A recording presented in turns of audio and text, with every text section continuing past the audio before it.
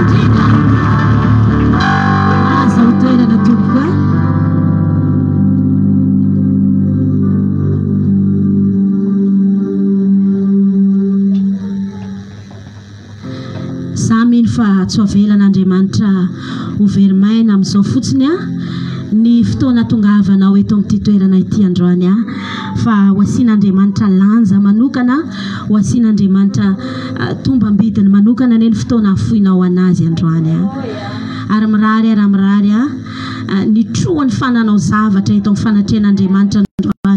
Mirary androany tsy tovy amin'ny idiranao tamin'io varavarana io na tamin'ny rivavahady riany ny idiranao ny voanao raha ivoaka eto ianao androany fa olona hafa mihitsy ianao raha miala eto, lehilahy hafa mihitsy ianao raha miala eto, vehivavy hafa mihitsy ianao raha miala eto, lehilahy sy vehivavy tsy azony te volam-piororony zany. Haleluya! Mahatonga anao samy laza hoe avela ho avy zay ho avy fa velona ny Andriamanitra ny Andriamanitra mahavita Haleluya! Ho ataon'ny Tompo amintsika tsiraray avy ilay zany. Tsy adinany koa ny miarabanao manaraka amin'ny tambajotra serasera zay koa tsy manadino anao rehefa misy fotoana eto takizao manadino anao izahay raha azonao atao dia manaova partage maxi mihitsy dia antsoy daholo ny namanao rehetrarehetra reny amianao rehetrarehetra reny tageo izy soratao ny anarany mba handraisan'ny fanamarina manokana avy amin'ny Facebook mba ahafany manaraka nyity afatr'Andriamanitra ity izany. Anio dia iresaka ny amin'ny fitiavan'i Jesosy atsika, ny amin'ny fitiavan'Andriamanitra atsika, satria tena tsy ono fa tena tia atsika io Andriamanitra io, tena tia atsika io Andriamanitra io ary mandraka androany dia tsy mitsatra manam-porofo ny fitiavany atsika izy hoe tia atsika izy. Ny fitiavan'Andriamanitra zany aza faritana amin'ny zavatra nangatanao taminazy tsy mbola nomeny anao. Nafony anao vo nanolo tena ho an'i Jesosy aza dia nisy zavatra nangatanao tsy fantako hoe firy taona ianao zay ny tao amin'ny Tompo, firy taona ny arahanareo roa zay ka mbola tsy nomeny anao le izy dia aza izany no amaritana hoe tsy tiany ianao. Non, fa tena tiany ianao. Haleluya! Aza faritana amin'ilay vadinao mety anao entinao mambavaka mba hiverina raha ohatra ka lasan'ny olona izy, mba tsy korotana tsony ny tokantranonao raha ohatra ka mikorotandava ny tokantranonao nentinao tamin'i Jesosy nefa ohatra ny mbola eo ihany eo, aza faritana amin'izany. Haleluya! Mety nangatabady ianao fa hatramin'ny androany mety tsy mbola tonga, aza faritana amin'izany. Fa tena tia atsika loatra io Andriamanitra io. Lohatenin'ny afatra androany mino fa nitondraka ianao anao manaraka amin'ny tambajotra serasera azonao soratany ity lohahevitra tsika ity androany ny fahasarom-piaron'Andriamanitra sy ny vavaka ombana fifadian-kanina. Ny fahasarom-piaron'Andriamanitra sy ny vavaka ombana fifadian-kanina.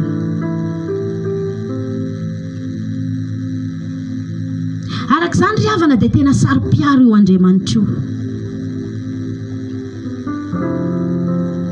satria misy inonao, misy fitiavanao. Tsy misy olona sarosarom-piaro azy amin'ny olona anankiray zany raha tsy tian'ilay olona satsy zany.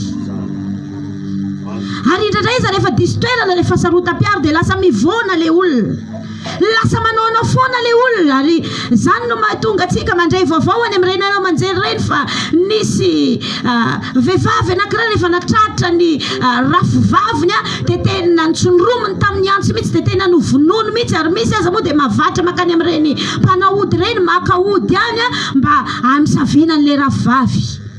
Ary indraindray izy tsy mba mifanohatra amin'izany ny zava-misy izy rafindray no makaody any amin'ny mpanaody any mba hamonoana n'ilay tena tompom-bady, ary dia miriare fatratra amin'izay hoe raha maniry volovolo ty tanako ty dia miverina aminao iny satria misy saka nataony tao.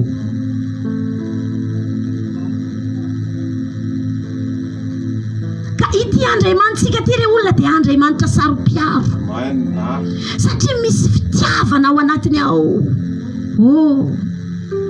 Ozy izy ny boky ny Jeremia manao hoe tany lavitrano ozy izy no nosehoan'i Jehova tamiko ka nanao hoe fitiavana mandrakizay no tiavako anao ka izany no amparetako ny famindram-poko aminao.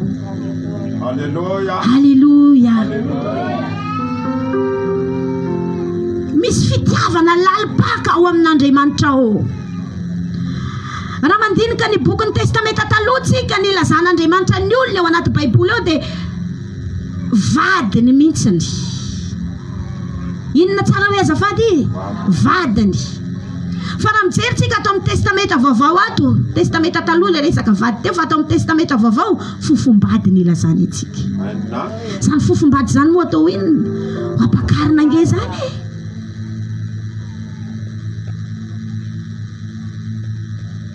Noho izany raha ohatra ka tena fofombady tsika satria tsika zao efa ty après Jésus Christ,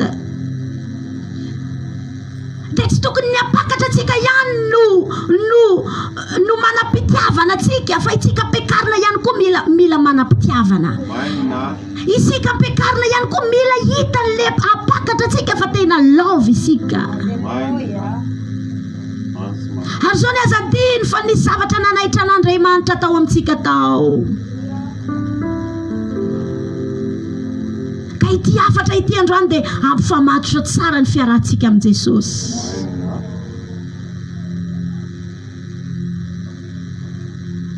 Engane mba tsy ho filan-javatra ny aranao amin' Jesosy, tsy ho filam-bady, tsy ho filana fanasitranana fotsiny, tsy resaka besoin fotsiny ene ny aranao aminy, fa tena fitiavana. Raha mbola tsy nanao fanekena taminy ianao manaova fanekena aminy androany fa mbola tsy tara. Ho tafaradalana vanorozy izy ny Baiboly raha tsy efa mifanaiky. Tokony misy fifanekena ao zany.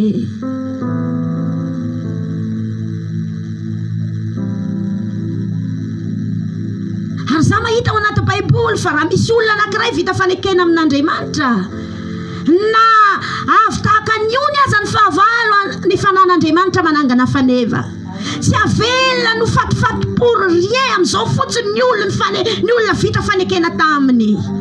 Halleluja. Tsy avelona no fatifaty amin'izao fotsiny, tsy avelona no vonovonon'olona amin'izao fotsiny, tsy avelona ny aina amina fiainana ambany amin'izao fotsiny, satria vita fanekena taminy. Halleluja. Tena tsaro-piaro io Andriamanitra io, tena tiatsika io Andriamanitra io. Ny profim-pitiavana nataon'Andriamanitra dia ny nanolorany zanany. Ary teo amin'ny hazo fijaliana Jesosy nanao déclaration d'amour. Ozy izy ny boky ny tononkirany Solomona izay hoe teo ambany hazo paoma no namoazako anao, teo no niterandreninao anao, eny teo no naharariana ilay niteraka anao. Mba azontsika saraitsena ve zany ray olona? Ataonao fa tsy maro moa ny karazana épreuve natrehan Jesosy amin'izy mizara fitiavana amintsika io, amin'ilay izy mitory fa tiatsika io. Jesosy angeka niaritra karazan-javatra be da be araka nefa fatatsika. Fa nisy fotoana nesorina mihitsy ny akanjo na lamba raka mihitsy izy, fa tena tia izy. Misy lehilahy tiany ao, misy vehivavy tiany ao, ka na ho alan'olona baraka aza izy tsy niemotra mihitsy. Rehefa saika marina anazy any anaty antsana nge ny olona dia verina reo ka ozy izy fa tsy afaka mangataka amin'ray koa ozy izy ampidina anjely be da be avy any an-danitra Andriamanitra hiaro azy. Azony natao ange zany e, fa satria misy olona tiany aty ambony ty tany ity. Tamin'izany ange zasy ianao mbola tsy tonga akory, fa izy nifantoka ny amin'ny famonjena sy ny famonjenanao. Ka ninninona mitranga tamin'izany, na nororana izy tamin'izany, na nomena totoondry azy izy tamin'izany, na nokapohana tamina karavasy vy misy varana azy izy tamin'izany fotoana zany. Ary isaky nikapoka ireo miaramila romanina reo, misy nofo miendaka inefapolo latsakaray ny aretrany, satria lalina loatra ny fitiavany. Halleluja. Teo amin'ny hazo fijaliana izy no nitory fitiavana tamiko sy taminao. Teo no nanam-porofony hoe misy olombelona tiany, misy fanan'olona tiany, tsy ho very any amin'ny fahaverezana, tsy ho very amin'ny elo. Halleluja. Zay no natonga azy niaritra. Fa fitiavana tsy mokolona nge raha ohatra ka misy mpifankatia ka voany rarana dia tonga dia efa niala hoe za tsy afaka hiaraka aminao fa za betiny mamako. Mbola tsy lalipaka tsara ilay fitiavana. Fa rehefa tiany lehilahy anankiray na ny vehivavy anankiray na inona n'iza ankasitraka n'iza tsy mankasitraka mitambatra foana ireo satria mifankatia. Ary manam-porofo mihitsy ny hatrany amin'ny lamery any fa hivady fanambady hitambatra. Dia tahaka izany ihany koa zareo Jesosy. Heverinao moa alevitsika sara an-tsaina ange-tsika efa niterako tony e. Niteny Jesosy hoe nahoana ny tena afoy ahy ianao. Nefa ozy aoka tsy ny sitrapokony atao fanenao. Ianao ve mihevitra fa tsy henin'Andriamanitra izany? Fanenena ny melamosina angamba-Andriamanitra. Satria misy asa ianao aty aoriana tiano vonjena. Halleluja. Nini tsy nihaino an'izany izy. Ary rehefa vita ny porofom-pitiavana dia ozy izy Jesosy hoe vita. Halleluja. Zay no mahatonga n'izy mianakareo raha nadasy rahavavy malala. Raha mikôtikôty asa ianao ny devoly mba hiaraka aminy. Satria fijangajangana zany, fijangajangana ara-panahy zany. Dia tsy manaiky izy. Halleluja. Satria ny aretan'Andriamanitra ny mafy isika. Satria ny esprit apeye tao nataon'Andriamanitra dia nanolonan'Andriamanitra ny Jesosy. Ary nandolo vidiny ihany koa Jesosy. Nanolotra ny aito amin'ny azo fijaliana, niaritra fafambaraka, niaritra karazan-javatra rehetrarehetra izao. Zany ihany koa no mahatonga asa ianao misy fotoana amin'ny fiarahana amin'Andriamanitra tsy maintsy misy esprit apeye ao. Halleluja. Zany no mahatonga asa ianao mila miaritra fa tsy voanangataka ianao tonga dia ino izy. Ekenina fa ny Baiboly milaza hoe mangatady omena ianareo, tondony dia ahita ianareo, mitady hava dia ahita ianareo. Fa ny voalohany vao nateraka indray isika dia mitombona izany. Fa misy fotoana rehefa landalina amin'izay efa niarakaraka tamin'i Jesosy tsy fantako hoe firy volana na firy taona isika manomboka eo misy prix à payer amin'izay. Misy vidiny tsy maintsy aloha. Ary za mampaheny anao ry olona atao batisa tonga eto fa io vavako mbana fivadikanina atao io piona atao hoe prix à payer. Vitanao io e. Teneny raha misy olona atao batisa eo akaikinao. Ianareo presque atao trano ato. Teneny eo akaikinao hoe vitatsika io amin'ny anaran'i Jesosy.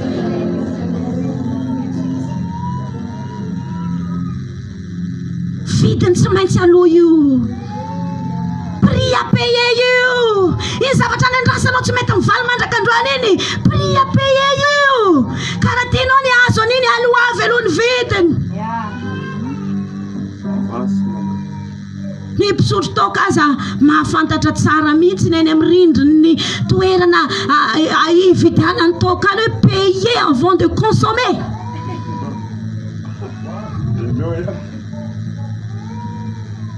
Ka misy zavatra tsara be eo mety andrasanao.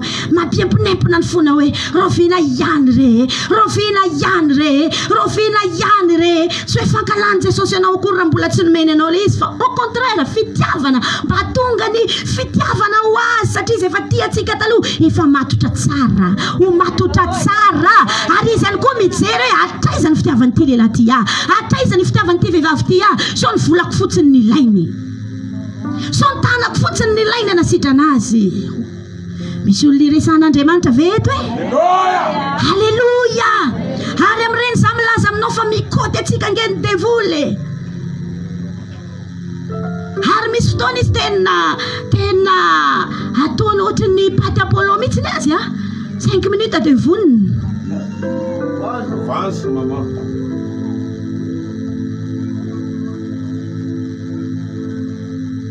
Ndray andro Jona, ataovy ato amin'ny bokon'ny Jona ny Baibolitsika.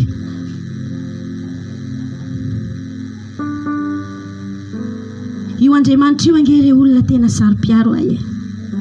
Melohany diratsika ato amin'ny bokon'ny Jona ato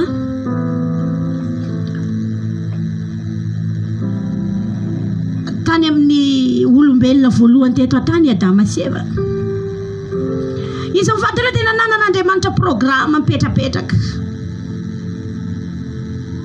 Nataony tandrina saidena mihitsy Géron mihitsy ange zany. Dia misy zavatra atao tsy nasainy hoanina zany zao priape daholo mampilendalenda mampitinana le izy nefa ny raharaha tsy hoanina fa hitanao rehefa nanomboka nanao conversation tamin'ny satana mifandrairay amin'ny zavatra tsy araky ny sitrapon'Andriamanitra zavatra efa nandraran'Andriamanitra dia mbola natao satria mety matsiro angambany misy tsirony rehefa ninana an'iny dia nanomboka nahita izy mivady fanitanjaka fa mbola nomen'Andriamanitra seconde chance nirécupéren'Andriamanitra jerenge le fasari-piarin'Andriamanitra re olona izy indray aloha noroany fa nafinaritra an'izy mivady koa mbola nifampitantany reo na nivoaka tao aza na voaroaka tao aza fa mbola nirécupéren'Andriamanitra nanjaitra misy aza Andriamanitra na ozy izy ny baiboly na ampiakanjon'Andriamanitra ry zareo mba analana ny enatrany anakonana ny enatrany nanjaitra nge zany Andriamanitra akanjo hoditra ny nampanaovina an'ireo matoa nisy ny hoditra tsy maintsy nisy biby novonoana tao ary ny biby novonoana iny dia tandindon'i Jesosy hitanao fa fitiavana ho Andriamanitra misy fotoana izy tena manindry ny fony mihitsy amin'ilay zasy ianao manao adaladala iny amin'ilay zasy ianao manao ny tsy mety iny tsy indriny mafy mihitsy ny fony fa tia no récupérena isika dia io no madala atsika satria tsy nikapohan'Andriamanitra isika dia mbola manao foana satria ohatrany tsy naninona fa Andriamanitra mirécupéré foana zao ihany koa nefa ny azadintsika fa Andriamanitra marina koa allô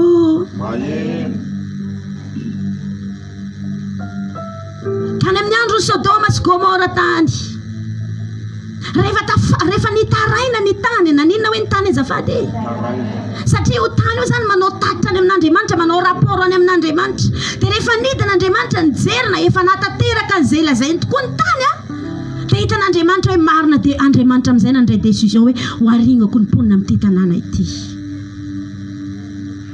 fa zao nesorina aloha ny azy tandindona enlèvement iny nesoriny tao aloha ny azy etsy an-daniny koa nisy intercesseur matanjaka be tany hoany tsy izy io fa i Abrahama ny intercédé an'ireo vahoaka tao a Sodoma sy Gomora reo teo anatrehan'Andriamanitra hoe Andriamanitra raha mahita 5 marinao ve anao dia ho aringanao hoe tsy mandringanao izy Andriamanitra noho ny amin'ny 5 fa tsy isy an'izany aho mba efa nisany resaka tamin'Andriamanitra ny insista mihitsy io lehilahy io satria izay mpitondra mambavaka izy mampahery anao mpitondra mambavaka eto amin'ity toerany ataovy tsara ny asanao fa andraisanao valim-pity goavana eo anatrehan'Andriamanitra io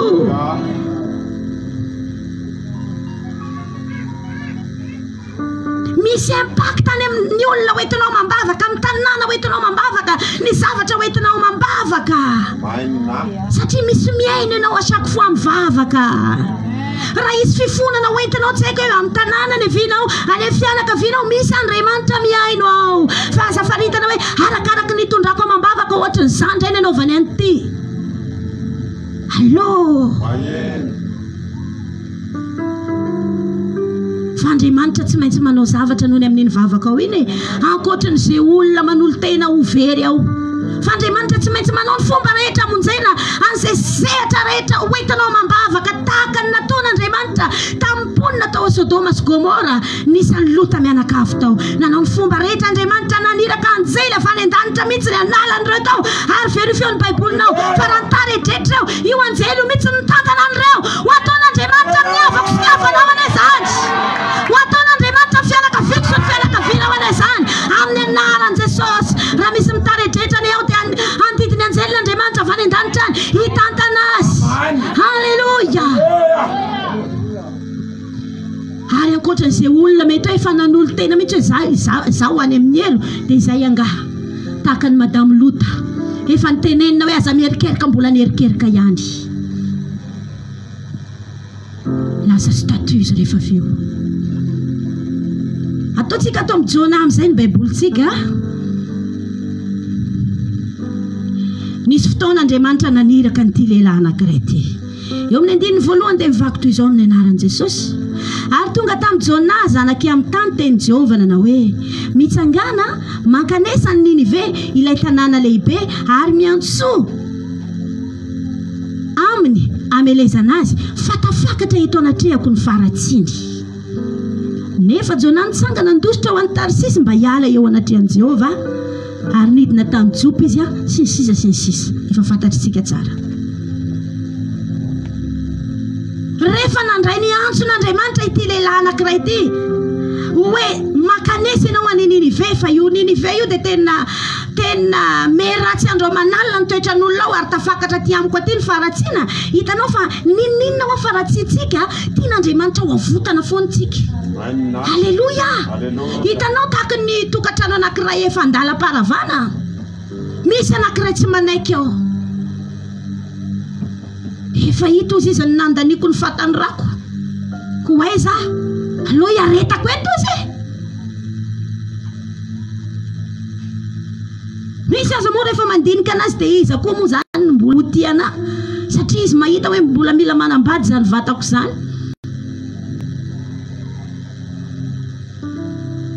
Andriamanitra zany mirécupéré olona foana, mirécupéré olona foana Andriamanitra. Rehefa nantsona izy ho any Ninive lalana mifanohatra mihitsy angeny nandehanany. Lalana mifanohatra mihitsy ny nandehanany. Raha any Ninive dia any ny lalana nandehanany. Hitantsika re olona tsy voatery ho mora ny manao sitrapon'Andriamanitra. Rehefa tonga tao am-piangonana ohatr'izao izy io dia mora ny manao amen sy alleluia sady zany. Fa rehefa sur terrain isika satria tsika eto amin'ny taninady tsy voatery ho mora ry zareo ny miaina amin'ny sitrapon'Andriamanitra. Ny manatanteraka ny sitrapony vadinao aza indraindray tsy mora aminao. Ny manatanteraka ny sitrapony zanakao aza indraindray tsy mora aminao. Tsy voatery ho mora ny manao ny sitrapon'Andriamanitra. Tahaka n'ity lehilahy ty teto, rehefa nirana izy dia tsy nandeha tany amina niran'Andriamanitra azy fa lalakafa no nalehany. Lalakafa no nalehany. Ka tsy voatery ho mora ny mankatohany izay teny lazain'Andriamanitra atao anatin'ity boky ity. Tsy voatery ho mora fa mila finiavana, mila manao fanahinina isika, mila mampandefitra ny nofontsika isika. Tagatsika miditra ao anatina vavako mbana fivadikanina 3 andro io e. Hozy izy ny lehilahin'Andriamanitra teo hoe rehefa ohatr'izao dia sensible be ny orona maheno fofokanina. Misy aza maheno fofona gâteau mihitsiny. Vao manomboka androany ny fivadikanina dia efa manomboka manao programa hoe miala eto amin'ny larobia zao ny atao kabaka. Fa raha te hahita ny voninahitr'Andriamanitra sy ny herin'Andriamanitra ianao, mila mikomba ianao, mila miady ianao fa vitanao io. Hoy hoe vitanao io. Ny havavena vita dia tsika tsy havita. Ny havavena vita dia ianao tsy havita. Raha zao ilay namanao ny fadianina io, ny havave mavita hoe dia tsika tsy havita raha vavy rahalahy hoe.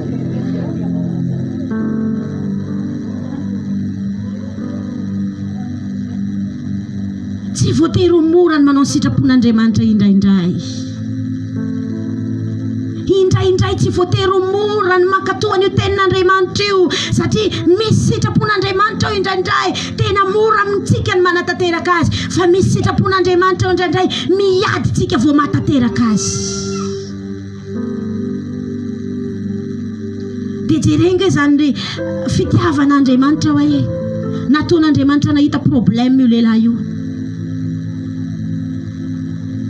Rehefa teny ambony sambo nandehanany teny nakorotan'Andriamanitra ny ranomasina na samboaravoaran'Andriamanitra ny ranomasina noho ny aminy, satria izy mihitsy ny tiany Jesosy ho vonjena. Satria ao ambadikany eo misy fanan'olona maro, fanan'olona ray tanàna, fanan'ny poniny very ray manontolo.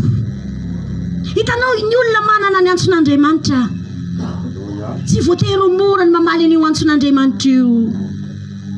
Ary ny devoly miezaka manakatsakana ny olona tsy hamaly ny antson'Andriamanitra aminy satria fantatry ny devoly tsara fa misy fanan'olona be da be ao ambadiky olona natsoan'Andriamanitra io indrindra ka natsonanao ny asany tahakana izao. Halleluja.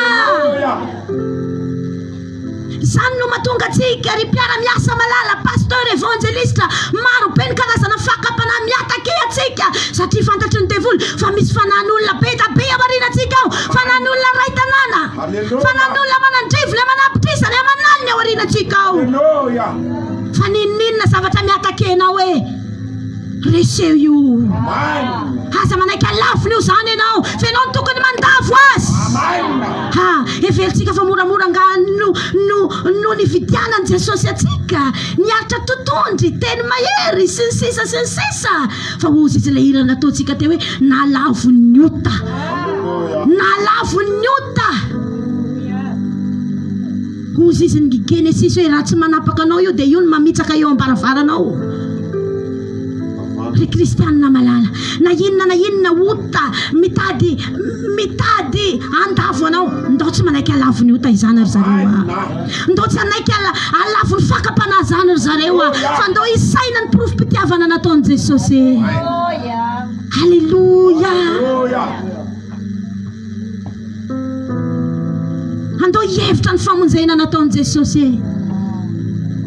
Nakorotan'Andriamanitra mihitsy ny ranomasina mba hamonjena an'io lehilahy io sy hamonjena ny mponiny Ninive. Misy olona ngeany natokan'Andriamanitra ho vonjena amin'ny alalanao. Halleluja. Mba teneno an'izany eo akaikinao. Misy olona ngeany hoe natokan'Andriamanitra ho vonjena amin'ny alalanao karaha manolo tena ho lavon'ny ota ianao, anao ahoana ireo olona ireo? Halleluja. Allô. Andao tsy manaiky ho lavo ny fakapana zany manomboka eto hoe raha sanatria lavo ianao mitsangana androany, raha sanatria lavo ianao miarena androany. Halleluja. Teoka hitandrina amin'izao sisa izao satria malama maina ny lalana, ary izy malama maina io mbola tery ihany koa. Halleluja. Jereo ange Andriamanitra mihitsy ny baiko trondro ngeza be tany anaty rano tany omby olona bavata zany satria tena tonga dia kopy izy hoe alatsiny amin'ilay fomba fiteny hoe avy amiko ny natonga an'izao loza izao. Misy karazam-piainana misy karazana trangam-piainana avelan'Andriamanitra hitranga vokatry ny ararantsika. Raha jerena maikamaika dia ohatrany hoe kapoka le izy, fa raha tena jerena lalina le izy mbola fitiavana koa le izy.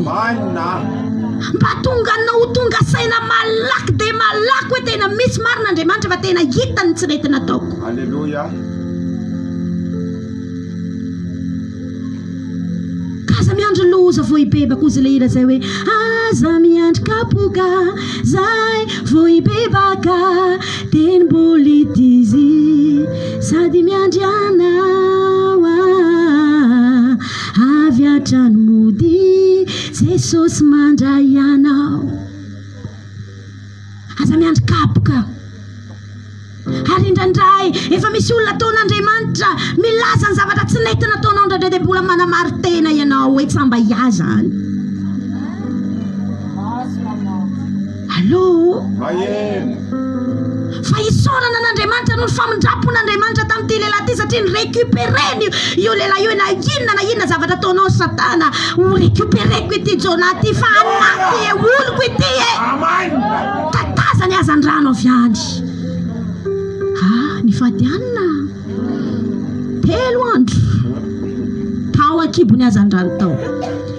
Ka hitatsika ry mpanao batisa malala fa tsy fambijaliana ity fanaovana vavaka ombana fifadikanana ity hoe izy ty moa dada izy ty neny tsy mety raha tsy tonga dia atao any dia samy miala masoanao io. Sy nena izy efa 20 taona ny vita mbola manao zay androany satria masoanay le izy. Ka misy karazan-javatra indraindray re olona tsy resitsika mihitsy raha tsy midiratsika ao anatina vavaka ombana fifadikanana. Tsy le trosanao ny resako, tsy le vady ny ataka ny sitaka ny resako, tsy any loatra fa le zavatra manakana anao tsy hamaly le antson'Andriamanitra. Le réclamation ataony devoly aminao ianao tsy avelako lasa lavitra zany anompo an'Andriamanitra ninona ino mihitsy ny mila idirako sy idiranao anatina vavako mbana fifadikanina.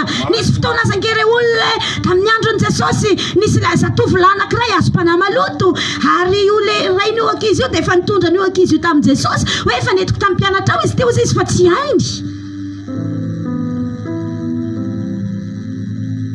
Fa mba entiko aminao re raha mba misy azonao atao hoe fa rehefa niroana le izy nanontany amin'izay ny mpianatra rehefa tonga tany an-trano tany hoe fa nanino zay tsy naroaka niny nefa dia nianaranao no nandroanay anazy iny karazan'ino izy tsy mba afaka tsy azo avoaka raha tsy amin'ny alalana vavaka ombana fifadian-kanina. Ka nisy fotoana ianao mety efa tena nahoanina tsy hoany dia tena narinao mihitsy ny henatra ao angambany nanantona ny mpanompon'Andriamanitra ianao ny tantarany faiblessenao hoe za olona ohatrao ametrao tanana fa za ty donc tena mila fametra-tanana mihitsy ny za ty anafaka na amin'io fahotako io mety fijangajangana io mety fijejejona io mety halatra io tsy fantako hoe inona io fa jusqu'à maintenant mety mbola tsy afaka ianao midira ao anatina vavako mbana fifadian-kanina. Halleluja. Ao ianao no manaboraka ny fatoranao ny zavatra ny zioga mamatotra anao hoe za Jesosy mbola ohatrao za Jesosy mbola ohatrao afao hoe te ho afaka ampio hoe tsy te ho any amin'ny elo te ho any an-danitra fa raha ataoko sy ataonao zany manitra ny vavaka ao manitra misy fofona manitra miakatra any an-danitra any satria akasitran'Andriamanitra loatra izany fa tsy nitrosanao ny fadiana hanina akory fitsika nay zanak'Andriamanitra raha mila vola ny zanakitsika tsy voatery tsy ampina-kanina tsika tsy mihina-kanina roa andro zay vao ameko anao io vola io tsy fitiavana izany fa Andriamanitra fitiavana. Halleluja. Fa inona ozy izy ianao ny zava-misy rehefa tao akibony azan-drano tao zao ny bebaka izy tao ny fona tamin'Andriamanitra izy tao nandray décision izy tao hoe tena iova Andriamanitra tena andeha ao anatin'io Ninive io fa zay nge ny ele tonga dia nandeha nitondry iny tonga dia nalohany nitondry ny tarita amin'ny torapasika tarizy ho ataon'Andriamanitra aminao an'izany. Halleluja. Ho ataony aminao ahoana mo raha ndray décision ianao amin'izay fahotana mety malaky mahazo anao amin'izay zavatra mety anakanakana ny devoly mahatonga anao tsy hamaly ny antson'Andriamanitra ka anetry tena ianao hiditra ao anatina vavaka ombana fifadian-kanina ianao andray fanapahan-kevitra hiala amin'za tsy hiala amin'za roa hiala amin'za tsy hiala amin'za roa za milaza aminao hoe fa ho avoaka an'Andriamanitra ao anatin'izay endrika aizina eo amin'ny fiainanao ianao amin'ny anaran'i Jesosy. Azoko antoka mihitsy fa maizina tao anatin'izany trondro izany tsy nahita hazavana mety mitovy ihany ny andro sy ny alina fa tao ambadiky ny fanapahan-kevitra tao ambadiky ny vavaka ombana fifadian-kanina natao navoaka ijona. Halleluja. Io zavatra andrasanao fatratra io hainy Jesosy io spécialité an'io fa misy zavatra ihany koa ao andrasan'i Jesosy amintsika misy zavatra ihany koa andrasan'i Jesosy amintsika. Hitatsika tao amin'ny Jona toko 7 hiditra lalina dia marana manomboka eo amin'ny 9 dia mivakotra izao amin'ny anaran'i Jesosy mitsangana ka mankanesa ny Ninive ilay tanàna lehibe ary torio aminy ny teny izay nolazaiko anao. Dia nitsangana Jona ka nakany Ninive araka ny teny Jehova ary Ninive dia tanàna lehibe teo anatrehan'Andriamanitra dia lalana telona lavitra zany le toerana ary Jona netomboka nandeha teo an-tanàna lalana indray andro ka nitory hoe rehefa afaka 70 andro dia ho ravany Ninive dia nino an'Andriamanitra ny ponina tao Ninive ka niantso fifadian-kanina ohatry ny ty ataontsika eto ty sady nitafy lamba fisaonana hatramin'ilay be ka hatramin'ny kely ary noho ny efa renim-panjaka ny Ninive izany dia nitsangana ny ala tamin'ny seza fiandrianana izy ka nanaiso ny akanjo-bonina iny dia nisarona lamba fisaonana sady nipetraka tamin'ny lavenina ary nasaina nantsona sy nambara eran'ny Ninive araka ny didin'ny mpanjaka sy ny mpanapaka hoe aza vela isy anendry anina akory na olona na biby fiompy dia ny ondry amanosy sy ny omby eny aza vela isy mihinan-kanina na isotro rano akory reo fa aoka samy isarona lamba fisaonana ny olona sy ny biby fiompy ary aoka hitaraina mafy amin'Andriamanitra izy. Aninona hoany? Hitaraina mafy aninona moa izy io? Mba tsy ho aringana satria izy fandringanana atao satria tafakatra tany amin'Andriamanitra le fahotany le ponina tamin'ilay tanàna dia niantso tamin'Andriamanitra zany aza aringana ane zay Andriamanitra vonjeo zay avody mamondrafo sy ny sisa sy ny sisa ary aoka samy afo ny lalany ratsy sy ny fandozana eny an-tanany avy ny rehetra fa angamba iverina ihany Andriamanitra ka nenina ary ala amin'ny fahatezerana mirehitra mba tsy ho lany ritra isika. Ary rehefa hitan'Andriamanitra ny nataon'ireo tamin'ny alany tamin'ny lalan-dratsiny dia nanenina izy naninona hoe izy dia nanenina izy ny amin'ny loza izay nolazainy amelezana azy ka dia tsy nataony izany. Wow! Misy valiny lehibe ny vavako mbana fifadian-kanina sy ny vavako mbana fifadian-kanina rehetra nefany fa ny baiboly ihany koa dia milaza fa misy vavako mbana fifadian-kanina ankasitrahana ary misy ao tsy ankasitrahana fa ireto olona reto zareo rehefa nifadianina fa netretena nge zany fifadian-kanina zany tsy sakafo tsisy fa le izy misy fa ianao no mifady. Hatramina mpanjaka teto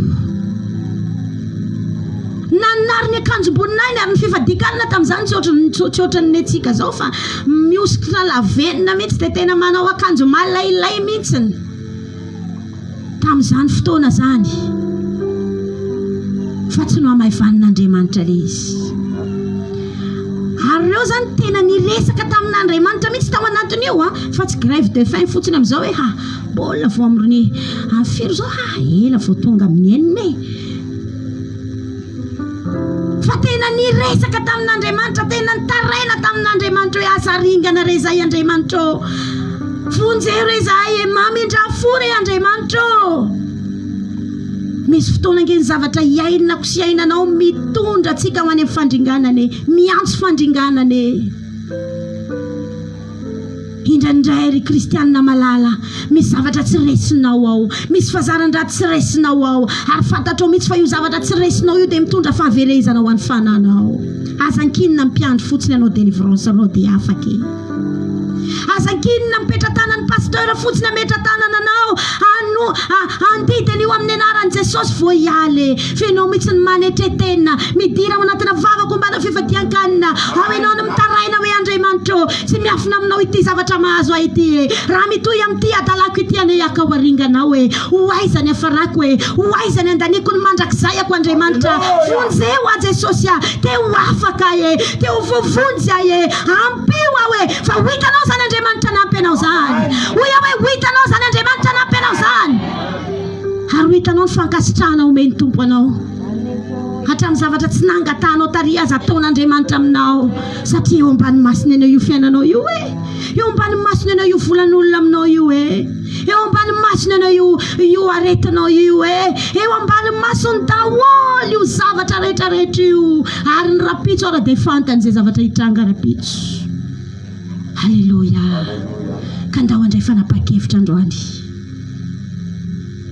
aza miankina amin'ny délivrance ataon'olona fotsiny ka iantso pasteur rovinanao afaka mandray anahy ary raha ho avy rehefa avy eo ny tompo raha ho avy rapitso ny tompo na ho avy alohan'ilay fotoana ionanao aminazy ametra tanana anao dia ahoana atrovoatrao tsara ny tanan'izay miaino. Alleluia. Fanararotana androany ifandimby hitondranao ao anatina vavaka izahay androany. Halleluja. Alleluia. Samy iantsoantso an'Andriamanitra angataka fanafana amin'Andriamanitra ny amin'ny zavatra mety manelingela azy amin'ny fanompona an'Andriamanitra fa tsy mahafaly ny devoly zany nge io fanompontsika an'Andriamanitra io io fanarahantsika an'Andriamanitra io verinao fa tsy mangaraka nga izy any amin'ny sisisiny any hoe anompo anao hatramin'ny farany aho tompo anompo anao anompo inona ozy mamay anao androany ozy le zavatra tena tiany nofontsika iny mihitsiny, le zavatra tsy ritony nofontsika iny mihitsiny, le zavatra ilain'le nofontsika iny mihitsiny, ino ny ataony avy any. Eo ny ahitako anao androany anompo hatramin'ny faran'izany ozy. Allo fandriamanitra ho atsara e.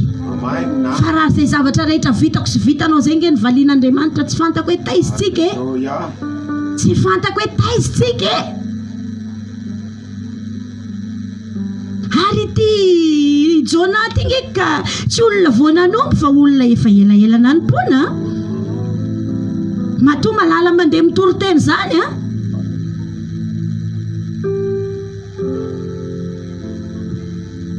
Fa nanda izy satria tsy voatery mora ny mamaly ny antson'Andriamanitra, tsy voatery mora ny manao sitrapon'Andriamanitra.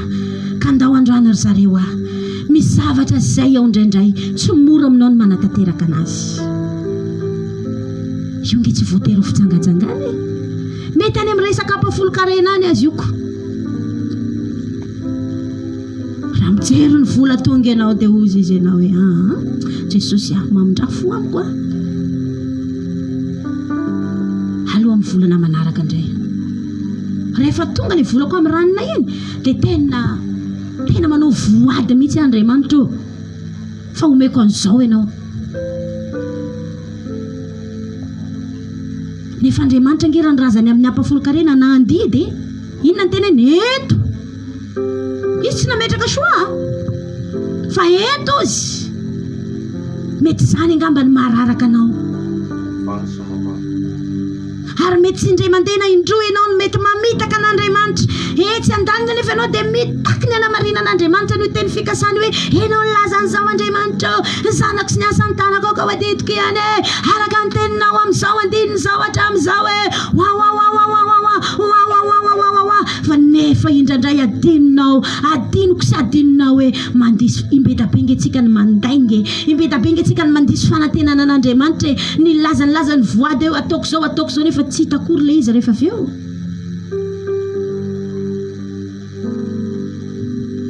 Allo mety misy antony mihitsy motifa na tonga atsika hoe tsy nanaraka an'le sitrapon'Andriamanitra. Azadino fa Jesosy ihany koa nge mety mba nanana ny tokony nalahatra ny tamin'iray ihany koa rehefa namonjy atsika e. Fa lala loatra le fitiavana, lala loatra. Maninona hoe azafady? Lala loatra le fitiavana. Ka nanisy inona, nanisy ny basy ny poka aza, nanisy fandrahonana aza, nanisy menasy tahaka ny ahoana aza, eny tonga hatramin'ny fansikarezatra mihitsiny amantsy anazy. Ary na efa niantona teo aza mbola nisy anankiray ihany koa naka zavatra nanondromana ny lany voany, ary efa ritra daholo ny raha rehetrarehetra atao rano sisa noho ny voaka, satria lalina le fitiavana. Fa indraindray zasy ianao voakotokotiany Satana fotsiny amina fakapanahy, amina zavatra mety ohatry ny azahoana efatralina androany. Ka tsy le efatralina ny ratsy, fa le nitongavan'le efatralina mihitsy ny ratsy. Dia iny dia fa malahelo ange ny tompontsika amin'ireny, malahelo ange Jesosy amin'ireny ekena fa ny devoly amin'ireny tena manao tsindrifa lavo mihitsy, manomboka maina ianao. Ary tena zany mihitsy rehefa manomboka latsaka ao anatina fakapanatsika dia manomboka mandrenao any amin'ny fananao any fa misy famainana any. Ny olona tafiditra daholo fenao mbola azo mirécupérer anao zany afatra zany androany, mbola afaka ny ho tafiditra tsara mihitsy ianao fa saingenao ihany noerany. Azadino ihany koa nefa fa tsy mandrakizay Andriamanitra anao mindra fo, na dia zany aza ny toetrany. Fa azadino ihany koa fa ao an-tanany ao misy fahamaliana ao an-tanany ao. Misy inona hoe ao an-tanany? Misy fahamaliana ihany koa ao an-tanany ao. Ary zany nge natonga anazy naniraka nyty Jonah ty teto hoe satria ninona izy? Hamaly izy. Ary zava-matahotra ny azony tanan' Jehova. Fa mbola namindra fofon'Andriamanitra hoe melohany andringanako an'ireto melohany amaliky dia aniraka olona aloha so dia mba hiaino ihany izy zany ngiry olona ny mahatonga an'Andriamanitra maniraka olona indraindray mety tsy eritreretinao akory milaza ny tenin'Andriamanitra aminao fa indraindray mody fanina isika fa manomboka androany andao tsy hody fanina intsony andao hamonjy ny tenantsika isika tiako manomboka hitsangana ianao amin'izao fotoana izao andao vonjentsika ny tenantsika androany iantsoantsika androany aza menatra ny eo akaikinao zany ianao androany atovy mitsy izay tena tsapanao hoe tafasandratra any amin'Andriamanitra ny feonao atovy mitsy izay tena tsapanao fa rehefa mivavaka ianao androany dia maivamaivany sy misy zavatra manamelomeloka anao zany tsony satria ny devoly ange tena manapepo ny devoly ange tena manameloka mihitsiny misy fotoana vao mivavaka ianao dia le zavatra tsy nahita nataonao ny atsingerany fa ho an'izay mbola velona ozy izany baiboly dia mbola misy azo antenainany aminy ary Andriamanitra Jesosy tsy avy antsony marina fanimpanota mba hibebaka andao andray fanapa-kevitra androany manenenany amin'ny raha tsy vitanao manenenany amin'izay zavatra mety hoe tsy resinao ka nahararaka anao manenena ary asio faniriana hitan'i Jesosy eo amponao ao androany hoe faniriana te hiala amin'io faniriana te ho afaka Halleluja fa tao ambadiky ny fanapa-kevitra Jona nanao zavatra Andriamanitra avy tamin'ny kely Andriamanitra namoaka azy tao akibony azan-drano teo amin'ny tora-pasika ao ambadiky ny fanapa-kevitra raisinao androany ho avy amin'ny kely Andriamanitra nafaka anao ao anatin'ny aiziny ho avy amin'ny kely Andriamanitra nafaka anao ao anatin'ny aiziny kada inona na inona mety aizy piainana mahazo anao ho avy izy anafaka anao fa hoy ny baiboly hoe tsy tanao na inona mandra-pahitako izay hevitrao aloha Halleluja mamelanao azy zao anatin'ny fiokira mandeha any ambadimbadika any iresaka amin'ny tomponao iresaka amin'ny Jesosy raha natsapy ianao hoe niteny taminao Andriamanitra dia manombo asandrato ny feonao fa namasina ne hanampy ianao eo mpitsanganana eo amangy ianao Halleluja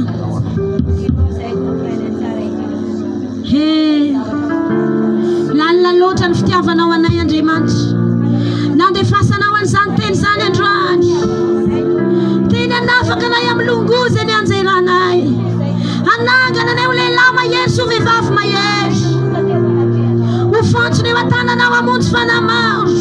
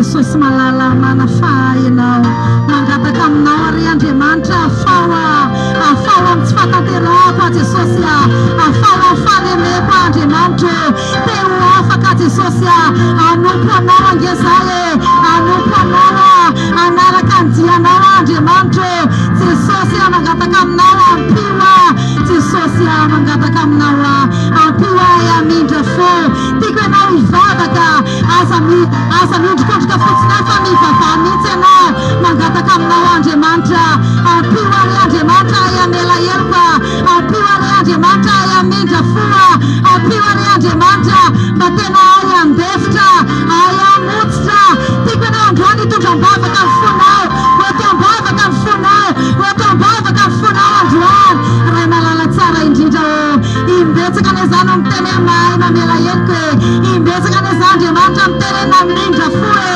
kanefa ny Jesosy malala toetra ny mbola misy zavatra hafa ao anatin'ny foko ao mbola misy lompo ao mbola misy fahatezerana ao mbola misy fahakalana ao vonjeo Andriamanitra afawa Jesosy afawa ao anatin'izao vavaka fifadikan'izao anatin'izao vavaka fifadikan'izao tompo afawa Andriamanitra mila vonjy tena mila vonjy te androso angezahy te androso tompo te atateraka ny sitraponao tompo Andriamanitra ampiwa omeo hery Andriamanitra omeo hery Jesosy omeo hery Andriamanitra ampiwa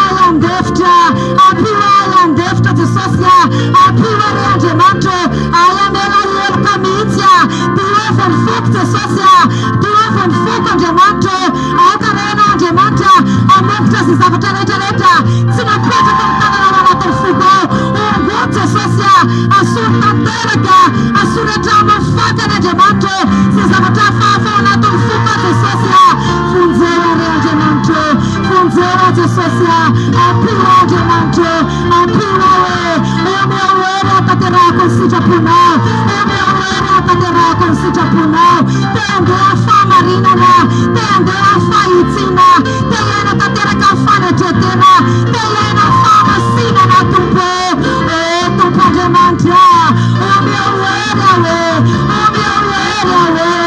ampiwa Andriamanitra tiako ianao mivavaka raha mbola ianao le olona tia vola raha mbola ianao le olona tia vola tsy hoe ratsy ny vola fa indraindray ianao manao fomba zay azahoana vola na dia amin'ny fomba tsy mendrika mivavaha ianao poteo anatinao zany tiako ianao androany mivavaka ifambatra eo anatrehan'Andriamanitra Jesosy malala poteo ongo tanteraka asony eto anatiko zay rehetra zavatra tsy avy aminao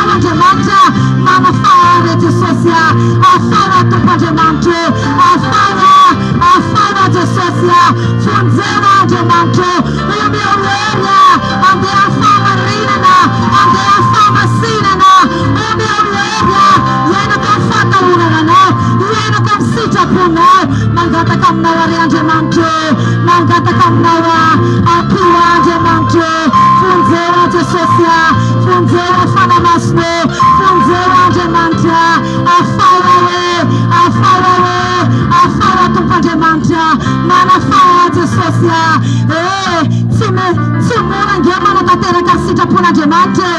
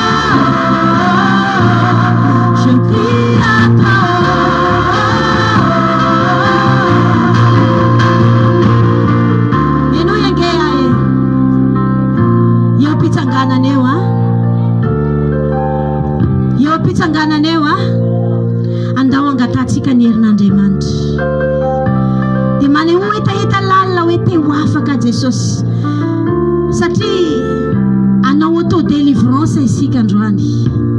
Melohany androanao anio satria hery izy io. Zay tsy mamela anao hiala tao. Melohany andairany auto délivrance ataotsika raha hivavaka isika dia andao angataka ho fenon'Andriamanitra ny heriny androany. Alleluia. Io ny mahatonga Jesosy nilaza hoe mety ihany ozy izy ny fanofiny tsy manan-kery. Zay ny mahatonga antsika misy fotoana fantatsika hoe za ty ane dia zavatra tsy mety iny dia nataoko dia Jesosy eo mamindrafo amiko. Dia rehefa mivavaka ianao rehefa avy eo ohatrany na ianao aza tsy sira hoe tonga any an-danitra ny vavaka ao, na ianao aza tsy sira hoe tafakatra any amin'Andriamanitra ny vavakanao, fa melohan'ny Satana izany ny feritreretanao. Ao anatin'izany feokiry izany hivavaka isika iantsoantso ny herin'Andriamanitra hoe ahidino atao anatiko ny herinao Andriamanitra. Za te hitombo amin'ny fahamasinana, za te hitombo amin'ny fahamarinana, za te ho hita tsy manatsiny mampondra eo anatrehanao. Ome hery Andriamanitra, ankahidina atao anatiko ny hery, ankirotsaka atao anatiko ny hery Andriamanitra. Anafiery anao any Andriamanitra, ampidina ny herinao anatinao any Andriamanitra, ampidina ny herinao anatinao any Andriamanitra, antsointsony herin'Andriamanitra hidina ny anatinao. Asa efa tena magetaeta, tena magetaeta, tena magetaeta fatratra, maniry fatratra ny herinao, magetaeta ny herinao.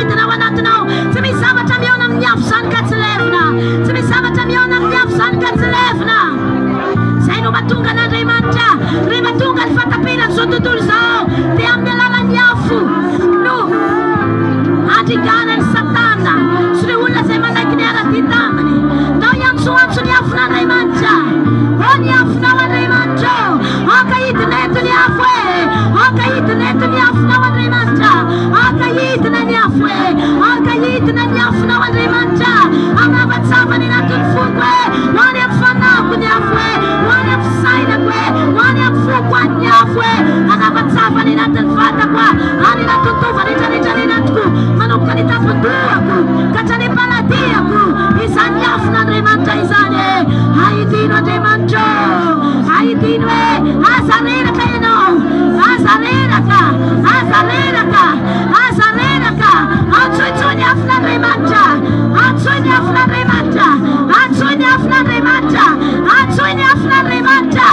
Misfana fana wanaweka dran. Misfana fana wanaweka dran. Oh, idin afna wanemanta. Kaidi na afna we. Kaidi na afna we.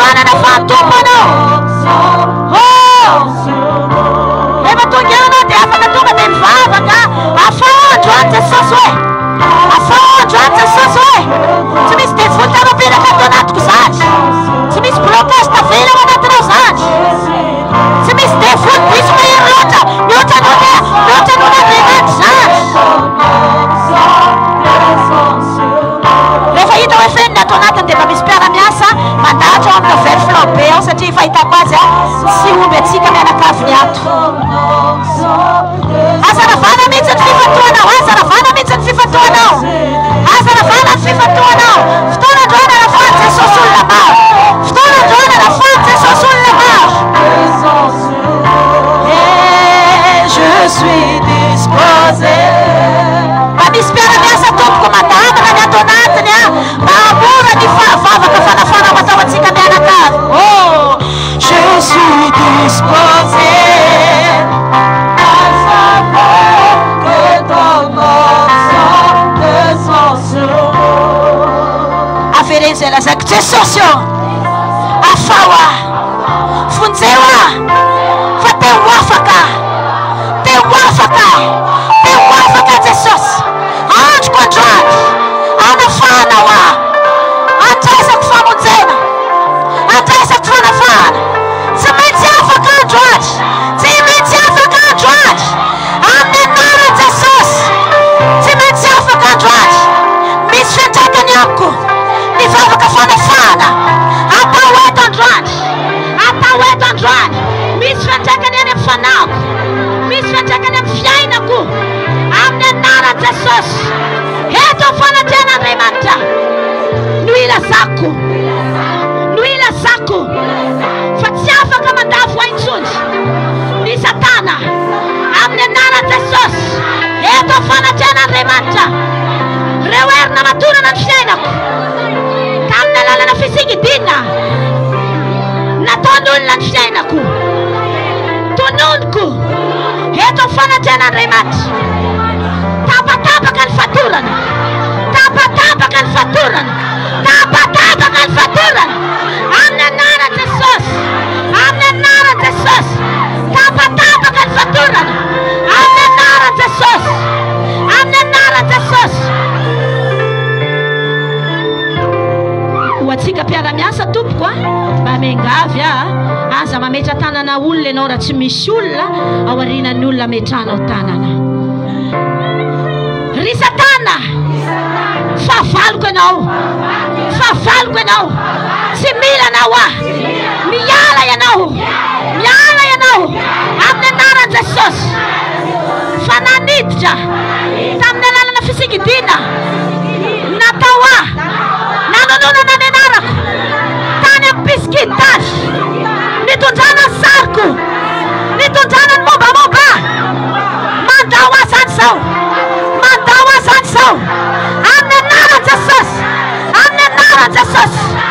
Miala eo amin'ny fiainako ianao, miala ny fanaratsy, fanana mosavy, fanana fonsaviana, fanana fondrarana. Zao dia mandeha, zao dia mivoaka, zao dia mivoaka amin'ny anaran'i Jesosy. Mba miara-miasa ny mpiara-miasa.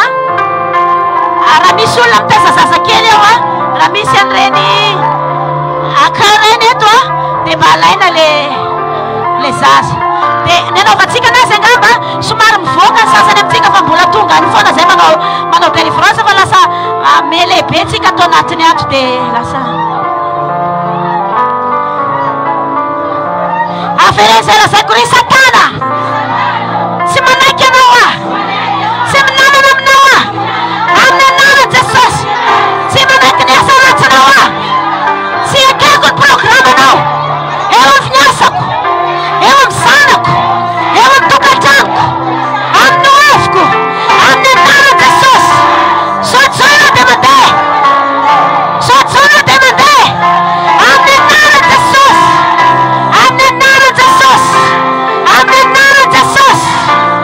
Miala, miala amin'ny anaran'i Jesosy. Ndao tohizatsika izay vavaka izay. Tohizo amin'ny fahefana. Hitanao fa zaka Satana ny atao fanatrehan'Andriamanitra.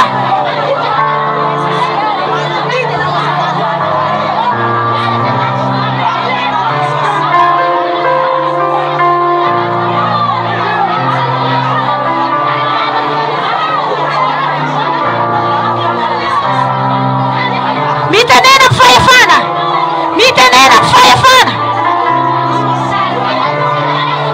Ho antsika amin'ny veriflo be azavarina ianao, azavarina ianao.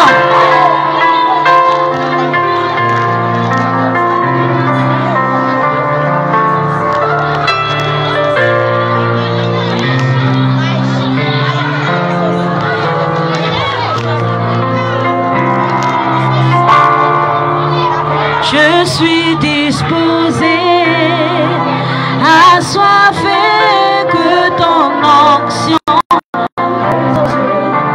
Mituiza mfava kafona zawa, leva nistana na panupuna demata pena kamno, temanup kamangina ksaya no. Amne nara Jesus, yala tatul fana miaje no la pitelana, fana miaje no la pitelana, fana rats miaje no la pitelana. Mandawa no susaza wa keep no, mandawa no susaza wa keep no, mandawa no susaza wa keep no. Mai.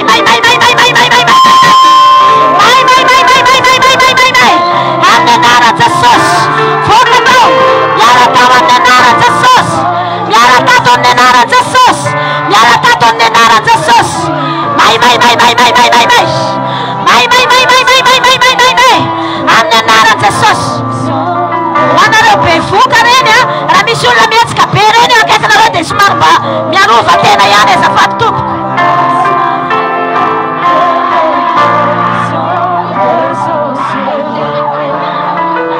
Miala tatu fanana fam safina, miala tatu fanana musafi.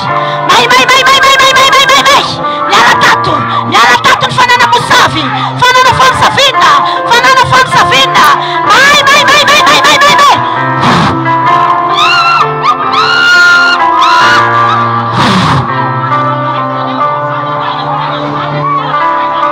Miala tatu fanana musafi,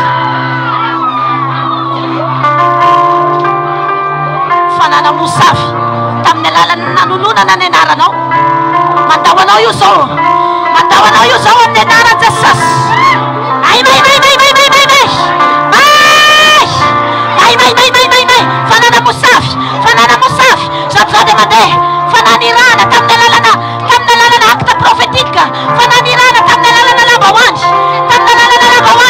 Sabzade made. Yala tatam nenara Jesus. Ai mai.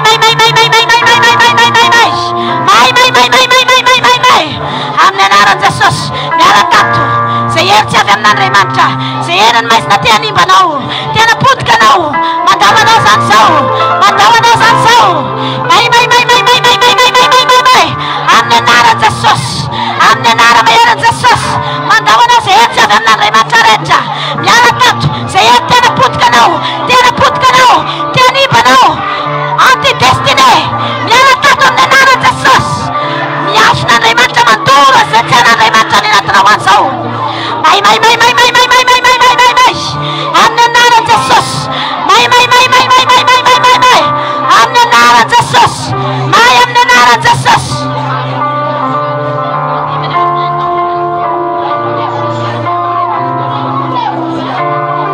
Amne naron Jesus. Mandi du fana yua. Esprit de réclamation.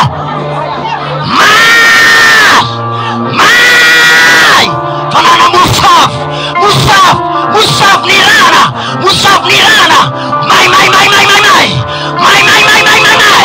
Mai. Turo kom nyaf. Fananirana. Fiana kavina. Fananirana. Maizan. Hamnya naron Jesus. Turo kom nyaf. Esprit de réclamation. Mlazaro sotanare. Anaiti. Chapele utavufoka santi. Chapele utafita santi. Chapele manakarina santi. Mandu janor satanam softanso. Hamne naron Jesus. Vokam semanas. Turo kom nyaf.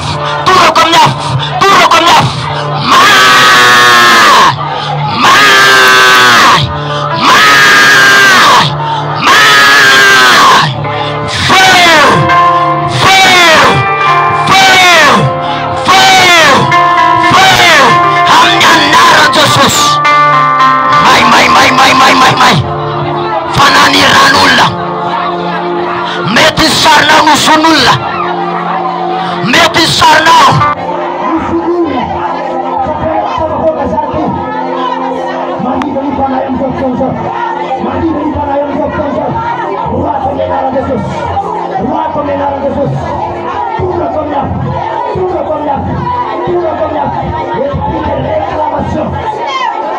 Esprit de réclamation.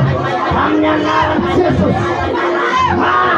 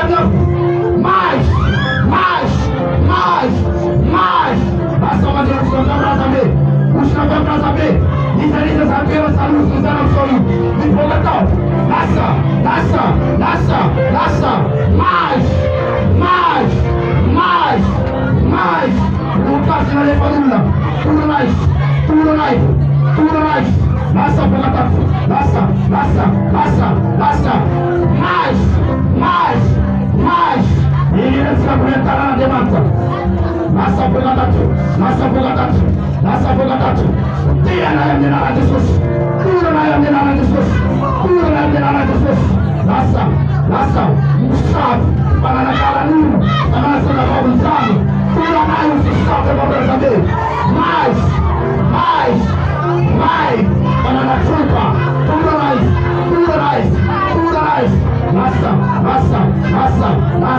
Massa.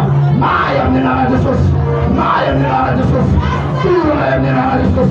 E pura na menina Jesus. Rogata mulher. Massa.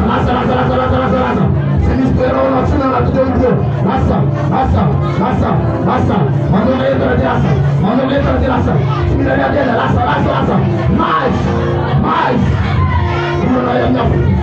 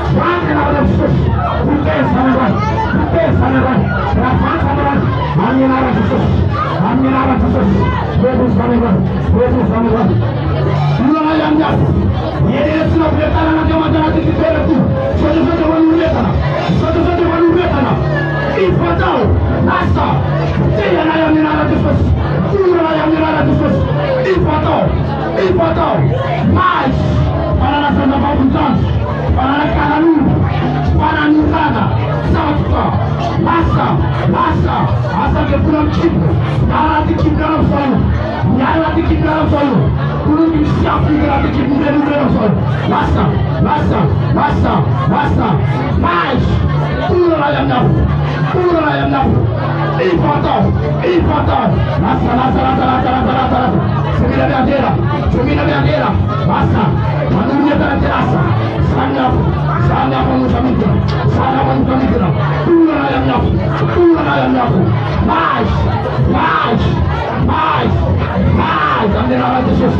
Kami narasi Yesus sampai Nazaret. Dalam retur saudara. Pura ayam nafsu. Sana pun kami teman tetap juga para kepala jemput. Mantai penuh para rekan sampai taruh di masa. Rasa. Mais. Pura ayam nafsu. Oh,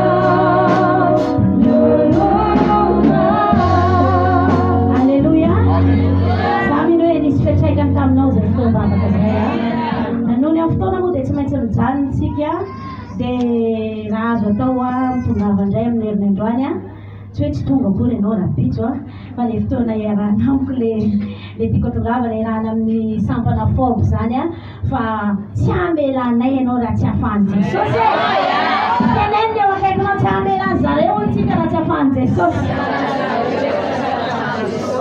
nomana tsara zay ao anatin'ny herinandro nomana tsara zay mpiara-miasa ao anatin'ny herinandro hivavaka ao anao zay ho tonga amin'ny herinandro any fa tsy maintsy afahan'i Jesosy oya hoe tsy maintsy afaka ianao Alleluia tsy maintsy mandeha ny fiainanao tsy misosa ny fiainanao Alleluia mila vady omeny Jesosy amin'izay